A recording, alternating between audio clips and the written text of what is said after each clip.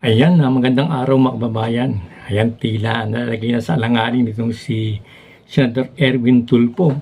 Naku mga kababayan, nakakarang araw lang nagpahayag itong si Erwin Tulfo na kukwelyuhan niya itong si SP Cayetano at si Senador Marcoleta. No? Kahit na matanda na daw si Marcoleta, ay talagang kakalad ka rin niya ito.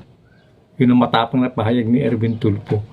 Ngayon mga kababayan, sumagot na, no? Nagbigay ng pahayag na itong si ang Iglesia ni Cristo, no? Sa pahayag ni Erwin Tulfo.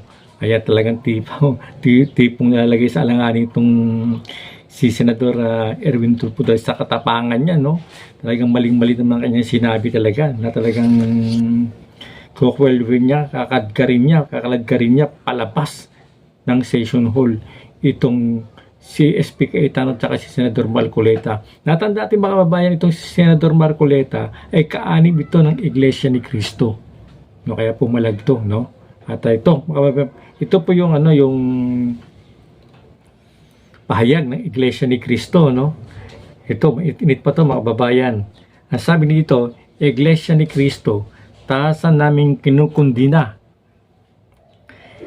ang binitawan na salita ni Senador Erwin Tulfo sa aming kapatid na si Senador Dante Marcoleta na kahit na matanda, hindi namin hayaang bitbitin at kwelyuhan ito. Dadaan ka sa nagkakaisang pag-ibig namin ng aming mga kapatid. Ilantad namin ang katotohanan, mangyari na ang mangyari. Naku po mga kababayan, matindi to mga kababayan, itong pahayag ng Iglesia ni Cristo. Kaya may kalagyan ito si Erwin Tulfo. Kaya dapat itong si Erwin Tulfo, itong mga Tulfo to, magsalita to, kala mo sobrang tapang no? Hindi man na sila dadahan-dahan ng salita. Yung mga senador na sila, yung mga broadcaster pa sila, pwede nilang gawin yun, binabanatan nila yung mga yung mga government official, no? Talagang kumbakbakan nila. Okay, tuwa nga tayo nun kasi nakita natin kung ano yung tapang talaga nila, kung paano nila banatan itong mga tiwaling politiko na to Pero no sila na mga kababayan na binanatan ngayon, no? Ng kapwa nila senador, ito na, nagalaiti na. No, kung ano nang pinagsasabi nito ni Erwin Tulfo. Kaya ito nga kababayan, rumespa itong Iglesia ni Cristo. Kaya ito, malalaman natin to bukas mga kababayan, bukas malalaman natin ito kasi merong hearing itong Blue Ribbon Committee sa pangunguna ni Erwin Tulfo. At yun nga, patawag kayong mga 18 Marines, tingnan natin kung may sisipot dito mga kababayan, kasi tagang siya daw ang lehitimong chairman ng Blue Ribbon Committee.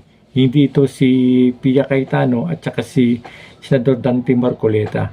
Kaya abangan po natin ito mga kababayan. At meron kakarungang panibagong hearing itong grupo naman ng mayorya, si SP Cayetano at saka si Senador Marcoleta. Hindi ko lang alam kung kailan to, pero next week din ata to. At yun nga, yung sinabi ni Erwin Tulfo, na kung sakaling mag-conduct ng hearing itong si SP Cayetano at si Marcoleta, kung saan magkakandak ng Blue Ribbon Committee hearing, ay sabi niya pa-aresto niya itong dalawa na to sa USAA. Pero kung sakaling di man daw arestuin ng USAA, ay siya mismong pupunta sa session hall at para kwelyuhan ito at para kalad ka rin palabas ng hall, mga kababayan.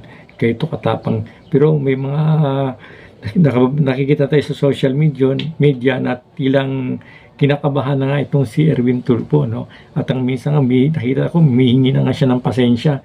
Siguro nabigla siya sa sinabi niya, hindi niya alam na babatikusin siya ng taong bayan, At di na alam na galit na yung taong bayan sa kanya dahil nga simple sangkot siya sa may maleta. Dati mga kababayan, bilib na bilib ako sa mga Tulfo na to Hinahangaan ko to kasi talagang matatapang talaga itong mga to. At nakikita ko talagang paano nila banatan itong mga tiwaling politiko na to. Pero ngayon nakita natin talaga nasangkot sila sa may maleta, no? At ngayon, iiwasan na nila ito. Imbis na ang hearing na ginawa ni Marcoleta at saka ni SP Cayetano, ikatuwa dapat ito ng mga ilang senador. Lahat sila mga senador sila. Ikatuwa nila ito kasi nabibisto na kung sino ang pinaka-mastermind. Di ba sa anomalyang anomalyang flood control na ito. Pero nangyayari, hinaharang nila. Natanda natin sinabi ni Marcoleta, no? 9 months siyang isasalita nung si Lacson ng Blue Ribbon Committee. Pero walang ginagawa ito si Lacson, kundi ang ginagawa ni Lacson ay pagtakpan itong mga mastermind na ito. At sinasabi niyang walang credibility itong mga 18 Marines na ito, no? At hindi dapat paniwalaan. Kaya ngayon, nung nagbago ang leadership ng Senado, si SP Cayetano ang naging majority leader, ay nangyari ngayon, nagkaroon ng hearing. Ayun, nabunyag na makababayan yung katotohanan. Damay pala dito siyang magkapatid na Tulfo. Hindi lang pala maletag ang makababayan involved itong mga magkapatid ito, pati pala, no, itong sa mga chicks. Babaero pala itong mga babayan. Ang balita nga natin, mga babayan, sa amin lang, no, naririnig ko lang naman to.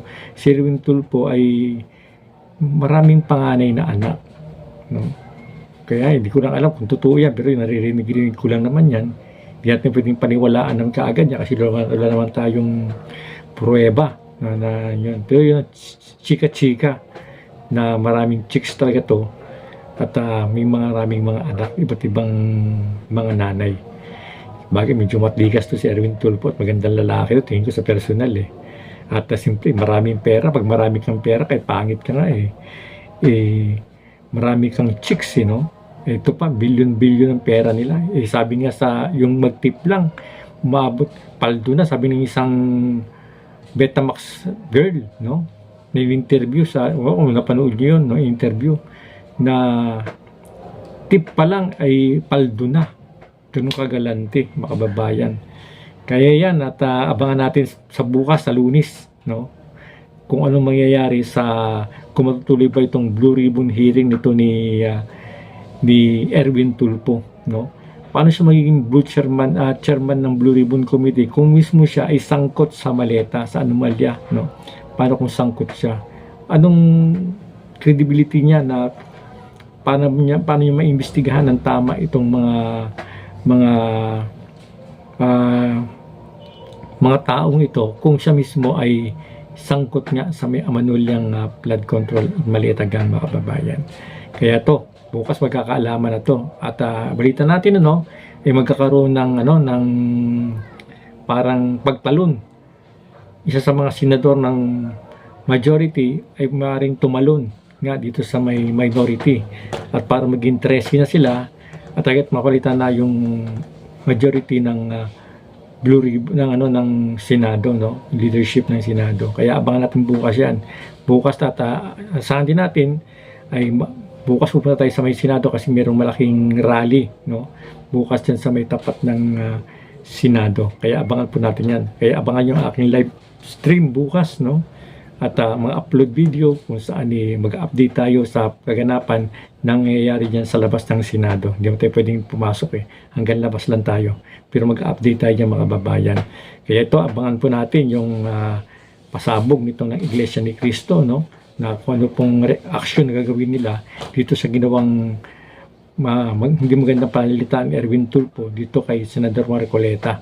Tatala naman natin si Senador Marcoleta ay isa sa mga miyembro ng Iglesia ni Cristo. Kaya yan mga kababayan, abang-abang na tayo at rin bukas ay meron tayong mabalita ang medyo pasabog, matinding pasabog patungkol nga dito sa nangyayaring kaganapan dito sa may Senado. Kaya hanggang dito na tayo mga kababayan. God bless po sa inyong lahat.